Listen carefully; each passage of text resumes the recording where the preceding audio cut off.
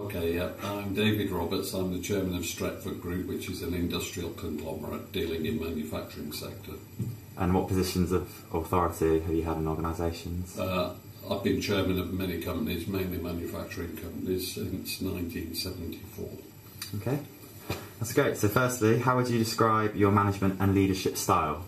Our management style is very much a direct, active management style. We get involved, we get our hands dirty, we get very involved in operational issues. We know all our customers, we know all our suppliers, we know all our employees.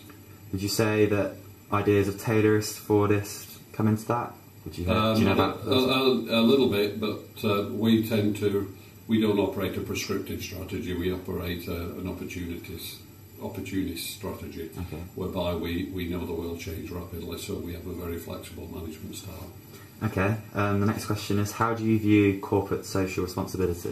One of our big investments is in the chemical industry, and the chemical industry has a history of environmental issues, so we view our social responsibilities quite strongly. They're a key item on our board meetings, they're a key item on our management control meetings, and we view our social responsibilities very deeply. Ethics are important to you and your company, or is it quite simply about achieving profit? No, it is important to achieve profits, but we're a private company, we're a private group funded ourselves, so profit is important to us, but more importantly to us, I think, we operate within ethical boundaries, and those ethics apply in every description you can imagine. Okay. What does the Icarus paradox mean to you? It doesn't mean anything to me, it's not a term I'm familiar with. Okay. How would you manage an organisation's culture? From a cultural point of view, you immediately pick up all the historical cultures of a business. Most of our businesses have been around for over 100 years. All our investments are in well-tried, tested companies. So we always inherit an existing culture. We try and change that culture to become an open culture where decision making is shared, where communication is both upstream and downstream, and where everybody knows what our corporate goals and objectives are. Okay. It's a very difficult thing to change culture. Yeah. Okay, that's great. Have you encountered individuals who have caused conflict, and if so, how have you dealt with it? In my experience, I've never yet come across a bad shop floor worker, but I've come across a lot of bad managers and management systems. So for me, most of the issues arise around management and around management systems. We operate in manufacturing companies. We have high workforce, including the one behind me. So we find our workers are pretty strong and pretty good, and very keen to succeed as long as they know what's happening.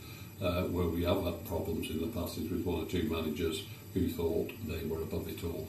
And we very quickly identify those guys, and unfortunately we very quickly get rid of them because in our experience they don't change their spots. Okay, that's the theme of finding out with conflict, you get rid of it. What do Porter's 5 forces of industry mean to you?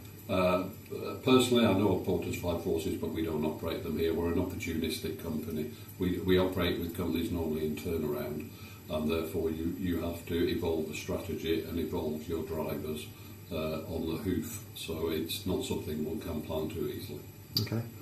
Do you believe theoretical concepts of management can be applied to your past experience? I believe you can look at theoretical concepts of management and examine them in the light of the real world, but the real life world is a different place to the theoretical concepts. In many ways, we do a lot of work in laboratories, and our lab test results often change when we put it onto the production floor, and it's similar with management systems. Theoretically, fine, but in practice you have to learn to adapt, and you have to be very flexible in your approach to individuals.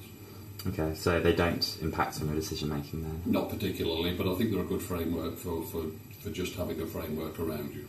Okay. Last question then. In a previous interview, a chap we interviewed said that he hired an attractive assistant to try and help secure additional business when having meetings and dinners and contracts. Would you, or have you done such a thing? I've never done such a thing, but it does happen when we deal with companies with direct sales teams. We often find that ladies on sales teams, on telephone sales, are a lot more easier to deal with and get more business than men, it's a fact. But we've never done that at all. Most of our guys are ugly, old, experienced industrialists.